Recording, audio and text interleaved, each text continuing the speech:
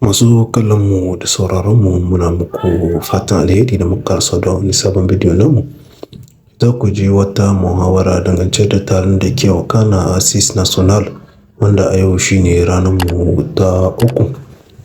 Don sauran kwana biyu taron ya ƙare. Za ku ji muhawarar da ta ɗauki hankulan mutane musamman a 'yan kwanakin nan da ma ra'ayoyin waɗansu 'yan ƙasa. Dangance da taron da yake wakana kuma dangance da tahiyar da take gudana da irin yadda suke so a ce an tsara abun. Amma kafin nan sai ku bi mu cikin shirin namu gadan-gadan. Kar a manta da alamar like kuma idan ba kai subscribe ba sai kai. Annoncer au peuple nigérien souverain la tenue d'un grand dialogue national inclusif chargé. Shugaban gwamnatin mulkin sojin Nijar kenan, Janar Abdurrahman Chani, na buɗe zaman taron na ƙasa da ke gudana yanzu haka a birnin Yamai, inda yake tabbatar da cika alƙawarin da ya ɗauka na shirya wannan haɗuwa ta ƙasa. Madam Aisha Gana Fatima, ɗaya daga cikin mahalarta taron, kana shugabar wata ƙungiya ta mata da ke gwagwarmayar tabbatar da 'yanci na ƙasa. Ta ce al'umma ne za su tsara yadda za a mulki ƙasar ta Nijar. 'Yan ƙasa ne za su ba da ra'ayin shi akan tafiyar da ƙasansu. Ba wai a rubuto daga ƙetare ba kamar yadda aka saba a yi takardu a zo nan a zo a rabtata hannu. A'a, 'yan ƙasa ne za su ɗauki duk abin da ya yi talaka za su yi tsarin rayuwar ƙasar Nijar.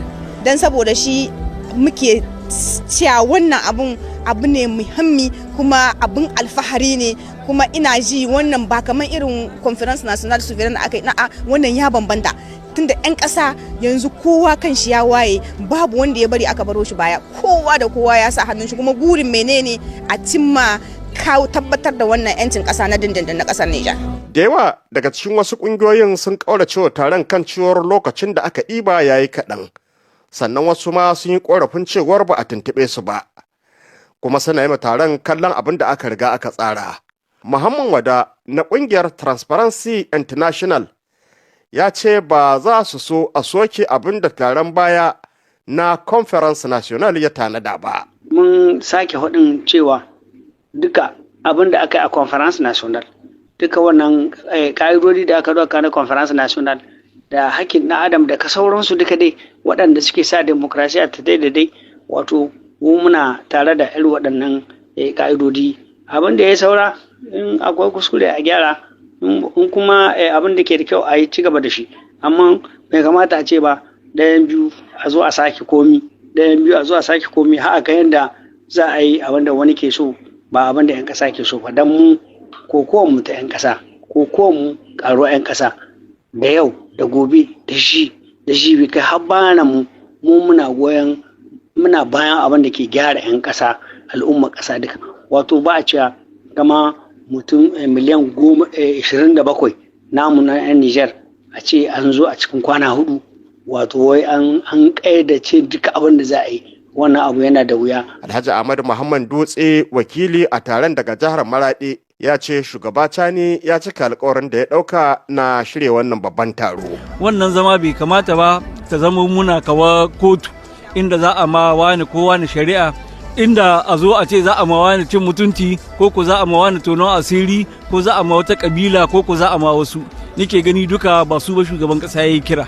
Abin da ya yi kira wannan wuri, akwai wani wuri ta inda za a iya kulawa da irin wannan harkokin, amma nan ne hadda aka ce zancen ƙasa ne, menene sakamako gobe, wani turba ne za a zo wannan ƙasai, yaya za a yi ƙalubali na tsaro wanda ake fuskanta, ƙalubali na tattalin arziki wanda ake fuskanta, ƙalubali na zamantakewa tsakaninmu da makwabtanmu, duk abubuwa ne wanda ya kamata mu yi hankuri mu diba su a cikin natsuwa, a cikin hankali, a cikin lura, ba a cikin son rai ba. Wasu jama'ar na yi wa 'yan siyasar da suka mulki ƙasar a tsawon shekaru 35 da gazawa, waɗanda suke ganin su ne dalilan da suka saka ƙasar ta faɗa cikin wani hali.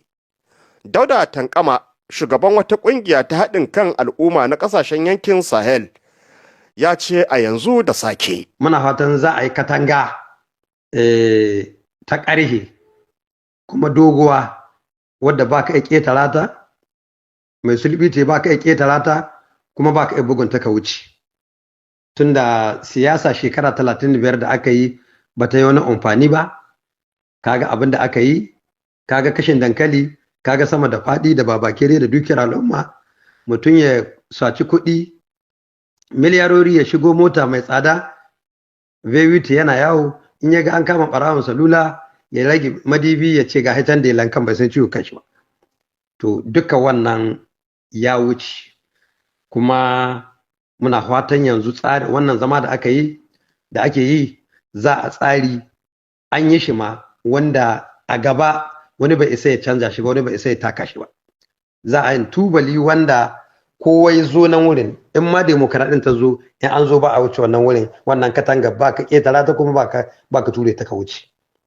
Tunda fartotuka ma na siyasa da aka yi, ai yanzu tsari da a sake Abdurrahman ba yiwuwa a zo kowa tashi ya farti ya zama kamar NIF, ya zama kamar register de commerce, takarda ta kasuwa an baka da an maka daga kai sai mataka sai ka zo ka buɗa farti a maka kwansaye ko a maka minister, sai ka yi shekara 10 kana minista, shekara 12 kana minista ba gara ba saboda kamar kai kadai ne Nijar. Ba wannan bai kamata ba. To sai dai da yake mayar da martani, Sahanin ɗaya daga cikin masu goyon bayan tsohon shugaban kasar Muhammad Bazoum ya ce sojojin sun yi garkuwa da ƙasar Nijar. Babban abin da nake son in haɗi bisa kai ga wannan taro, ko shakka babu da sun kace taron ƙasa, ina son in tabbatar ma masu sauraron mu cewa da abu na farko dai bada idan kallo ne aka nan gayi. Menene bada idan yan kallo? Yau wata 19 da suke neman, ko shakka babu su ga cewa da sun samu sun yi in transition resi, Allah ya hana. Sun yi garkuwa da zababben shugaban kasa, shugaban jamhuriya Alhaji Bazoum Muhammad, kuma Allah ya garkuwa da su. Kuma wanga lamari, wanga hali na tagayyara da hali na rashin tsaro da kasar mu ta shiga ciki, babu wanda adda nauyi sai tsohon shugaban kasa Alhaji Isuhu Muhammadu da canikin shi.